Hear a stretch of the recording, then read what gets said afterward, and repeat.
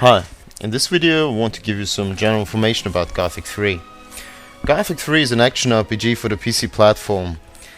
Our mission for Gothic 3 was to create an epic action RPG with the freedom, depth and story quality of the critically acclaimed Gothic 2, but now featuring more streamlined mechanics and a more accessible interface, to not only satisfy the existing fanbase but also to broaden the audience, especially in English-speaking countries.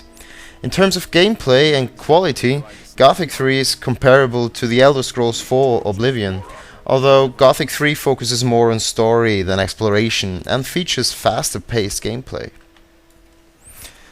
The game starts off where Gothic 2 ended. The nameless hero travels from the island of Korinis, where the first two installments of the Gothic series took place, to the mainland. King Robar has lost the war against the orcs, who have now enslaved the human kingdom. There are only a few free humans in the icy north and the southern desert, and a handful of rebels hiding in the forests and mountains of the Middle Realm. In Gothic 3 there are three ways to solve the main quest, with three different endings. You can either join the rebels' forces against the orcs, or help the orcs that are already pursuing a higher goal, or help the Shishin, a faction from the desert in the south, who hunt down nomads and sell them to the orcs as mine workers. The story isn't a traditional fantasy story, it's more about conspiracies and intrigues. It's like a blend between a Dan Brown story and a fantasy story. The interesting thing about all these factions in the game, like the rebels, the orcs, the Hashishin or the Nordma barbarians, is that no faction is really good or evil. Very much like in politics, where there's no real good or evil party. They just have different goals and also different ways of achieving them, and the player can freely choose who to support. The orcs in Gothic 3, for example, are not evil monsters like in many other high fantasy games. In Gothic 3 they're intelligent and organized, very much like the Klingons in the Star Trek universe. And so the player leads one of these three main groups, the orcs, the rebels or the Hashishin, to the final victory in the battle for Mitana.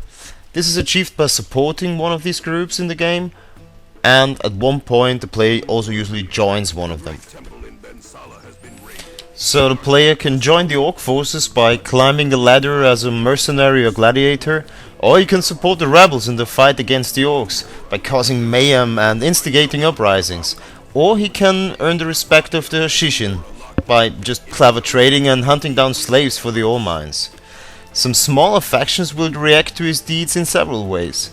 The Nordma tribes may, for example, respect him for his fighting skills as a gladiator, but mistrust him as a collaborator. As all of these decisions have a deep moral background, the story and all of the inhabitants of the world react to the player according to his deeds for one of the other factions. Thus, the player's decisions impact the turn of events heavily and are always meaningful in the larger context of the general struggle going on.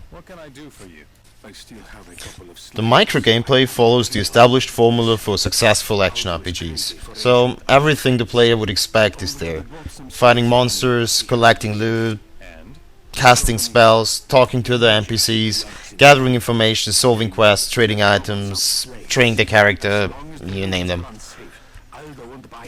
This established formula becomes much more interesting though through the simulated world and the advanced AI in the game. The inhabitants of the world are organized in tribes and guilds. The player's character has relations to these groups and a certain reputation within the world, which affects the way these groups talk to the player, the quests and items they give to him, and the areas he has access to. Through this, every dialogue with NPCs can be different for different players. As every action feeds back into the world simulation, the player shapes his own unique gaming experience. And now some words about the game world. The mainland of Gothic 3 is about 5 times the size of the island of Korinis where Gothic 1 and 2 took place. The game has 3 completely distinct environment types. The fertile and densely forested Middle Realm that we've seen first, Varen, the desert, that we've seen just before, and Nordma, the icy north.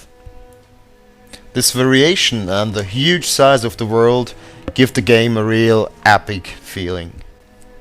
The English localization has been a clear focus this time.